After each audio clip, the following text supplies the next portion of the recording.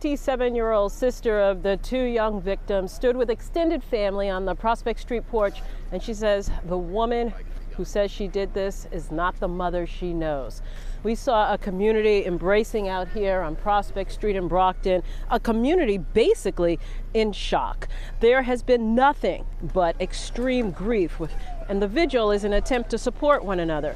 There was a resounding message: if you know someone with a problem, with a psychiatric issue, with behavioral problems, seek help for them now. 8-year-old Edson Marlo Brito and 5-year-old Blayson were allegedly stabbed to death by their mother, 43-year-old Latasha Sander. The mother was arrested Monday.